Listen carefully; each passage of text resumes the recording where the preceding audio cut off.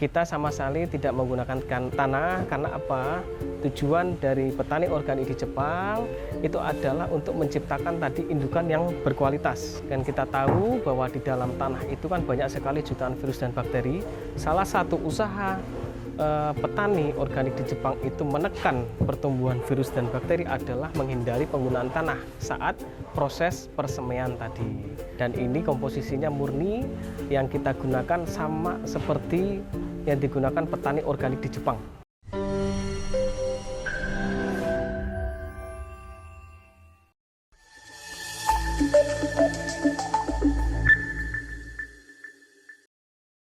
Warga Taniling, kembali lagi bersama saya Rizky Pratama, dan saat ini saya masih bersama Mas Gusti di samping saya ini dan berada di Purwodadi, Kabupaten Purworejo. Di video sebelumnya, kalian bisa tonton di atas ini, itu kita bahas mengenai cara pembuatan kohe kambing difermentasi menjadi pupuk yang ilmunya atau tekniknya itu diadopsi dari Jepang, yang asalnya dari ilmunya atau pengalamannya Mas Gusti nih. Dan kali ini tidak kalah menarik dan tidak kalah penting, kita akan bahas juga apa itu media tanam versi Mas Gusti. Di mana pentingnya ini tuh penting banget nih.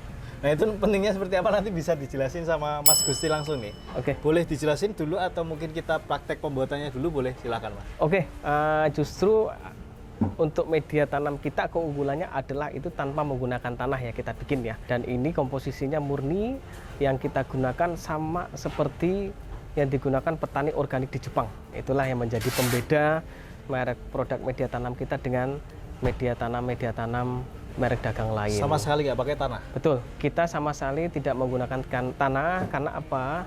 Tujuan dari petani organik di Jepang itu adalah untuk menciptakan tadi indukan yang berkualitas. Dan kita tahu bahwa di dalam tanah itu kan banyak sekali jutaan virus dan bakteri. Salah satu usaha petani organik di Jepang itu menekan pertumbuhan virus dan bakteri adalah menghindari penggunaan tanah saat proses persemaian tadi.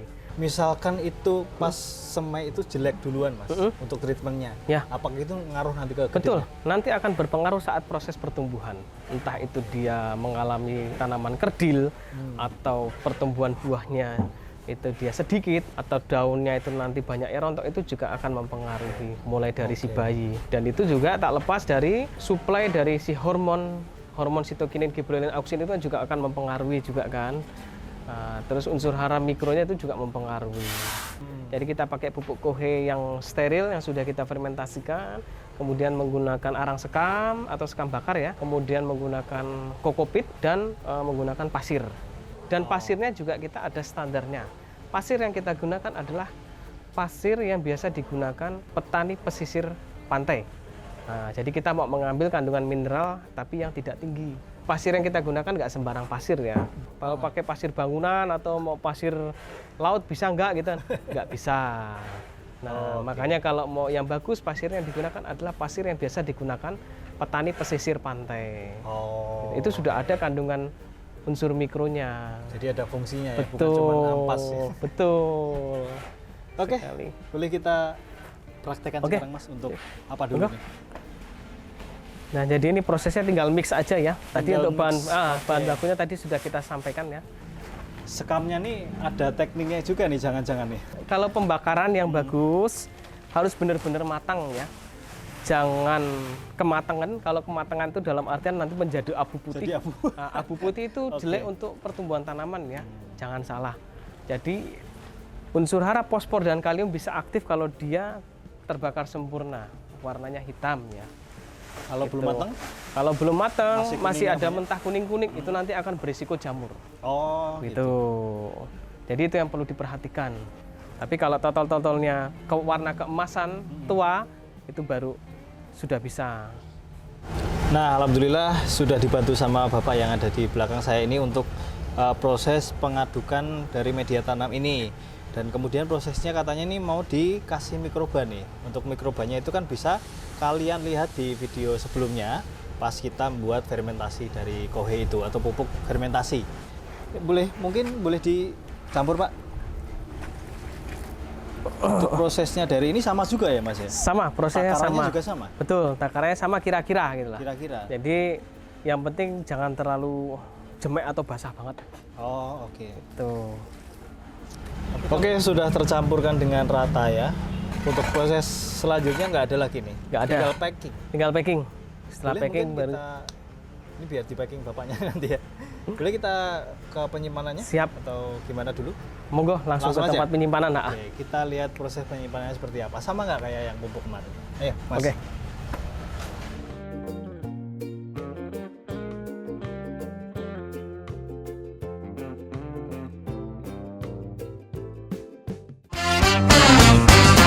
Sudah saatnya bawa usaha agri kamu ke level berikutnya. Dapatkan e-book gratis tentang digital marketing berbasis Meta Ads khusus untuk UKM Agri. Caranya cuma dengan join Facebook grup eksklusif kami, UKM Agri Gus Digital. Temukan tips dan trik langsung dari para ahli secara gratis. Join sekarang dan mulailah perjalanan sukses digital Anda bersama kami, UKM Agri Gus Digital.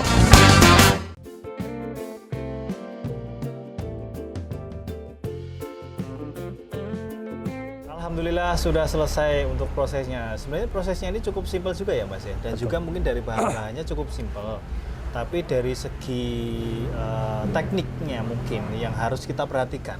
Atau mungkin dari mikrobanya yang harus kita tahu takarannya seperti apa. Tidak boleh terlalu jemek dan lain sebagainya.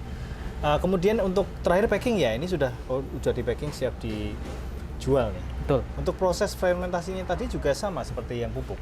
Sama, untuk Sama proses ya? fermentasi sama, itu 14 hari juga 14 hari kita. juga. Kalau sudah 14 hari baru siap dipakai. Oke, untuk penggunaannya untuk tanaman apa aja biasanya, Mas? Kalau untuk tanam penggunaannya, alhamdulillah bisa untuk semua tanaman ya, karena kita tahu untuk pupuk organik itu adalah untuk memperbaiki struktur tanah yang rusak ya.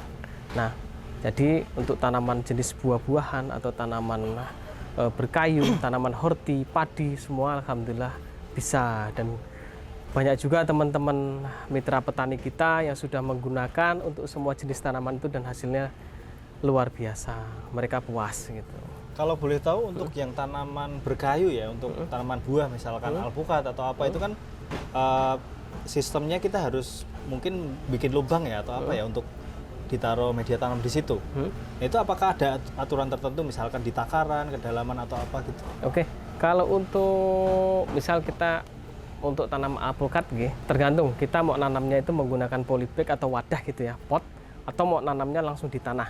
Nah, itu nanti beda lagi aplikasinya. Kalau mau tanam menggunakan polybag atau mau melakukan proses persemaian ya pakainya cukup media tanam saja. Dan nggak usah dicampur pupuk-pupuk lain, cukup didoping aja menggunakan POC sama hormon dan pestisida organiknya juga perlu diperhatikan. Tapi kalau nanamnya itu diaplikasikan di tanah langsung, aplikasinya pupuknya itu nanti beda menggunakan pupuk kohe fermentasi sama arang sekam itu tadi. Oh, begitu. Jadi beda penggunaannya. Beda penggunaan. Tuh. Dan itu misalkan di tanah pun berlebihan aslinya nggak apa-apa? Nggak apa-apa. Dan organik sendiri itu sebenarnya tidak ada takaran yang pasti ya. Jadi kuncinya semakin banyak diberikan pupuk organik maka kualitas tanah itu malah akan semakin bagus. Begitu. Tapi kalau kita mau berbicara masalah kos ya, kos pengeluaran pupuk ya kita bisa menggunakan aturan yang sudah tertera di internet juga banyak. Kalau untuk kebutuhan 1 hektar kan paling enggak mungkin kebutuhannya itu 2 ton gitu. Yang penting kalau organik itu adalah kuncinya konsisten dalam pengaplikasiannya. Jadi nggak ada istilah, kalau saya pribadi itu tidak ada istilah pertanian semi organik, itu tidak ada. Penggunaan kimia, penggunaan organik. Kalau mau menggunakan organik itu penggunaannya harus konsisten. Jadi baik itu pemberian pupuk sampai pestisidanya harus menggunakan organik. Dan hasilnya, feedbacknya bisa lebih cepat, mau memangkas waktu itu tadi. Memangkas waktu. Seberapa hebatnya nih? Oke, jadi kita ambil salah satu contoh aja. Ada mitra petani kita, itu tanaman hortikultur yang seharusnya normal itu 70 hari baru panen. Tapi setelah kita berikan perlakuan organik inten, saya hanya butuh waktu 35 hari sudah panen. 35 hari. Dan ukurannya pun juga sangat besar. Mungkin kalau dijual susah karena ukurannya terlalu besar. Di situ. Maksudnya 35 hari itu dengan usia misalnya sama-sama siap dipanen nih. Iya. dua-duanya. Betul, 70 sama-sama. sama 35 itu sama. Betul, sama-sama siap dipanen. Kok bisa hampir separuh sendiri ya? Saya juga Separuh kaget. lah ya, bukan? Saya juga kaget memang. Dan memang di Jepang itu banyak para anak-anak muda itu berlomba-lomba untuk menemukan riset pupuk yang tepat untuk memacu pertumbuhan kan cepat kan, karena di Jepang itu kan dia ada 4 musim ya, dan dia cuma punya 2 musim yang bisa dimanfaatkan untuk aktivitas pertanian. Tuh. Nah, dalam 6 bulan itu gimana caranya mereka harus bisa menghasilkan produk yang banyak dan berkualitas, karena kalau sudah masuk musim salju mereka nggak bisa melakukan aktivitas pertanian gitu. Oke, nah ini beruntungnya kita di Indonesia ya. Makanya di Indonesia setahun kita bisa melakukan aktivitas pertanian kan. Full.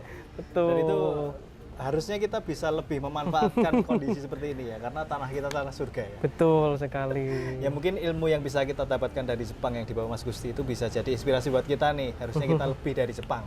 Ilmunya juga bisa lebih dari Jepang. Kita sudah ada modal, tinggal gas. Betul. Mas Gusti sudah ada ilmunya. Oke, warga Taniling, saya rasa cukup sekian ya pembahasan kita mengenai pembuatan media tanam versi Mas Gusti, dan ini bisa jadi alternatif warga Taniling untuk bikin di rumah, atau bisa membeli produknya di sini untuk coba-coba nih belajar nanam di rumah, karena cuman simple beli medianya, beli bibitnya, tinggal siram POC sama mungkin pestisida untuk tambahan, untuk pencegahan. Udah itu aja cukup. Terima kasih Mas Gusti atas ilmunya, semoga bermanfaat untuk kita semua. Amin, amin. Bagi warga Taniling yang tertarik, silahkan belajar ke sini di Purwodadi, tepatnya Kecamatan Purwodadi, Kabupaten Purworejo. Nanti saya kasih kontaknya Mas Gusti di bawah sini. Silahkan kalian main atau WA sendirilah ya. Untuk sharing selain itu bisa kalian lanjut di komentar, atau kita bisa diskusi bareng di aplikasi Taniling. Silahkan download di Google Play Store. Oke, sekali lagi terima kasih Mas Gusti. Ya, warga sama-sama. Taniling, apabila ada salah kami mohon maaf. Salam Taniling TV. Bisnis agri tak pernah mati.